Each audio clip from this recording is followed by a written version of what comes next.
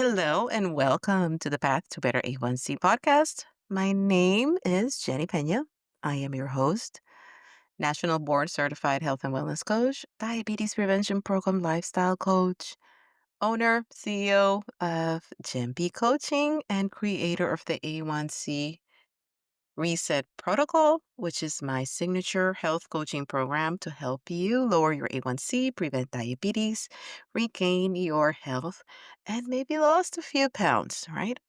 Now, today we are going to talk about cravings and cortisol and how sometimes all of this is not just about having willpower. It does affect nearly all of us, right? Especially if you're dealing with prediabetes or have insulin resistance. Cravings are just something that is pretty common, I think, for everyone. And no, it's not just about lacking willpower, but a lot about understanding what your body is really trying to tell you. We're going to break it down a little bit of biology as always, and how stress and cortisol fuel your hunger, how insulin resistance kind of like makes cravings even a bit more intense, and what can you do if you feel that you're out of control when it comes to cravings? What can you do to gain back that control? So we're going to talk about that. Now, let's go over why like cravings are not really just a lack of willpower.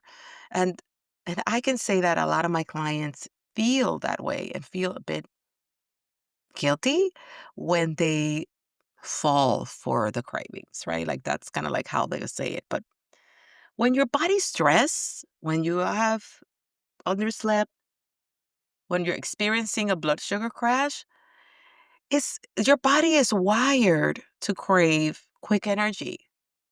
It's just a natural response, right? Especially craving sugar and refined carbs. This is a survival mechanism. It's not a character flaw. It's a survival. The body is trying to survive. The signal that the body's getting is that you don't have enough energy, and oh, let's look for quick energy. And what is quick energy? Carbs. Now, in fact, when blood sugar drops, like after a spike, your brain signals that urgent need for glucose. That's when you find yourself reaching for the cookies, reaching for the candy, reaching for the bread. We already know that. Now, people with insulin resistance are especially prone for these swings, which makes cravings feel a lot stronger and a lot harder to ignore, right? Now, if we talk about the cortisol's role in cravings and blood sugar, and cortisol is not all bad, right? It does have a purpose, but cortisol is a stress hormone and is released by the adrenal glands. Now, it is part of that fight or flight response that we have that signals the body to be alert, that there may be danger ahead, right? Stay sharp. That's the whole fight or flight mode. And it does have real metabolic effects, right? It raises blood sugar by signaling the liver to release glucose. It suppresses insulin to keep sugar circulating for muscle energy. It increases appetite, especially for fatty, salty, sweet foods. And it promotes fat storage in the abdominal area. So you see how managing these cravings and seeing how you can get your body to not react that way is so important, right? You are supposed to experience in small doses, but when stress becomes chronic and cortisol stays elevated, the result is persistent cravings, blood sugar instability, weight gain, especially visceral fat, right? Which is the fat that is around your organs. Body stuck in like a stress, craving, fatigue loop that nobody wants. So you see all of these things, how stress, sleep, the cortisol, all these things are interrelated and how it impacts blood sugar. I hope you're having some aha moments if you felt that they were not interconnected because they are. Now, let's talk about cortisol and inflammation. Inflammation is another topic, and I am doing some research and trying to get some data for future episodes. But inflammation is the root cause of so many diseases, right? And there may be a part on that also for diabetes. Now, here's where it gets especially important for anyone that manages blood sugar issues. So, if you're a pre-diabetic, if you already know you have that insulin resistance, if diabetes runs in your family, if you are a diabetic, cortisol doesn't just raise blood sugar, it increases that insulin resistance because it actually blocks the insulin's ability to transport that glucose into your cells. And I've explained that before.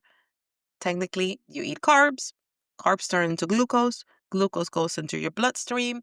Then the insulin helps take that glucose from your bloodstream into your cells and muscles and all different organs for energy. If that part does not work well, it means that either you're not producing enough insulin or you're not able to use it efficiently. And that's pretty much what insulin resistance is. Now, over time, right, if you go through these cycles, over time, what happens is you will have an elevated fasting glucose.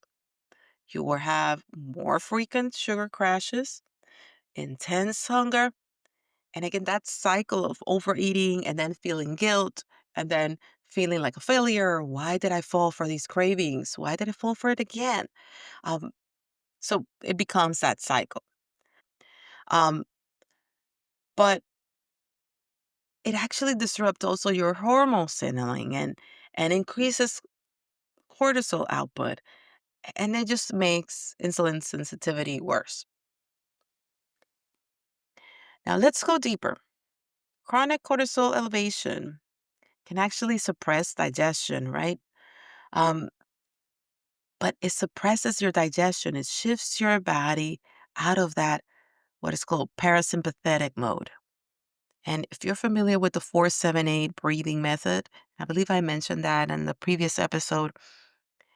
The 478 breathing method actually helps you get out of that sympathetic mode and calm down and switch back to that parasympathetic. So it's very important to manage that cortisol. Now, if you don't, it also leads into poor nutrient absorption and even gut irritation. And special micronutrients that are very important, especially if you have insulin resistance, like B vitamins, magnesium, omega 3s, it actually may cause some micronutrient deficiencies. And these nutrients are key for blood sugar regulation, for mood regulation and balance. Um, and I actually have a series on my blog that I have been covering different key nutrients and supplements that you may explore with your doctor and see if you need them. Now, not only are you going to be craving more, you may be absorbing less of the nutrients that help curb your cravings and support that calmer, more resilient body. What can you do instead of relying on willpower? And this is going to be the key for this episode. What can you actually do?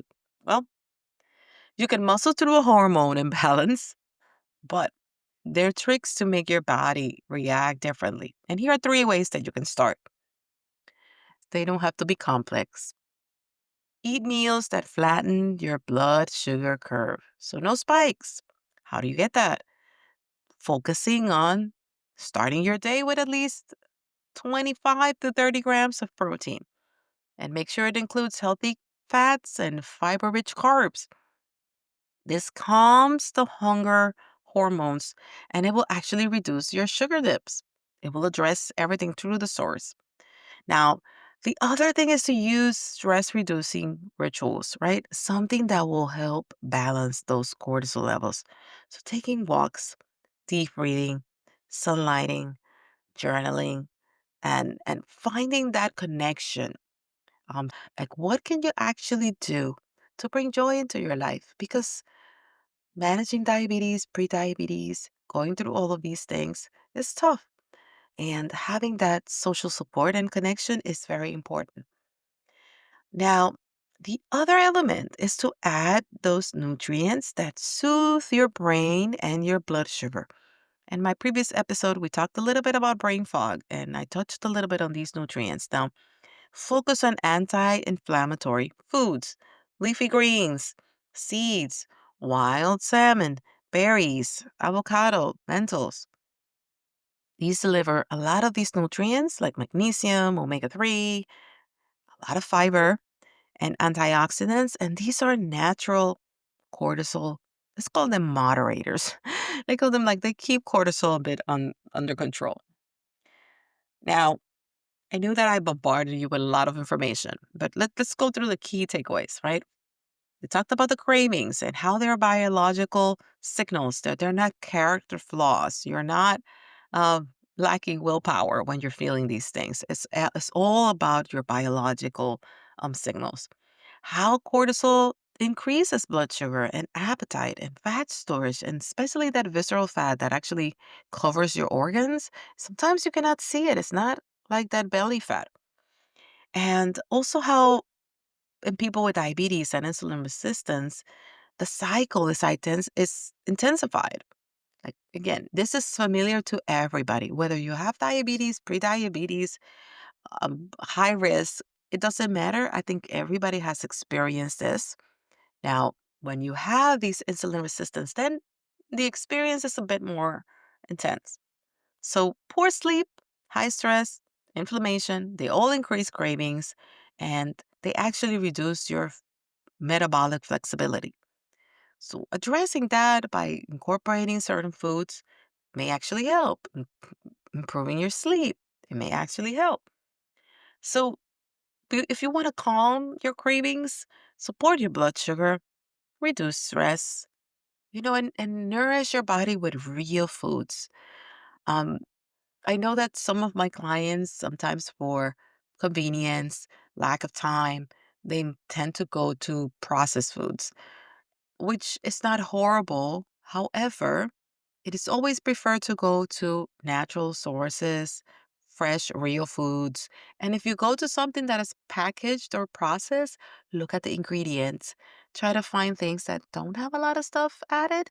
For example, frozen fruits or frozen vegetables, they should only have the vegetables in there. And I know that there's some products that have some added things. Um, so the only thing that should be there, it's the element. And do the same thing if you buy things that are canned. But when possible, if you can get fresh things and incorporate them into your meals, I'd rather have you do that. Now, if your cravings have felt louder lately, and if you're like stuck in that cycle of stress, eat, guilt, repeat, just know this that there is the biology behind it and you can't shift it. And I have a special invitation for you. I would love for you to join me to the Energy Fix workshop that I have scheduled and is absolutely free, virtual, live on Thursday, May 29th at 1 p.m. Eastern Standard Time. And I'm going to walk you through the top three hidden causes of fatigue and cravings, how to stabilize blood sugar naturally, and a clear strategy to feel focused, feel fueled, and back in control. If you want to save your seat, go to www.jennypena.com/workshop or send me a message at hello@jennypena.com. You can find me on Instagram at Coach Jen and I will definitely send you the link to register because it is free, but I need you to register. Now, if you want a bit of help with your cravings reset, grab my free blood sugar balancing snacks list. I have the link in bio and it's at subscribepage.io/snacks. And there you're going to get at least about, I believe there are 15 different options, savory and sweet, to get you started, to at least solve that problem. And next week, we are going to talk about reactive hypoglycemia and the dawn phenomenon, which is when your blood sugar is a bit lower. And we're going to explain that. So I will see you then. Have an amazing week. And thank you for joining. Bye.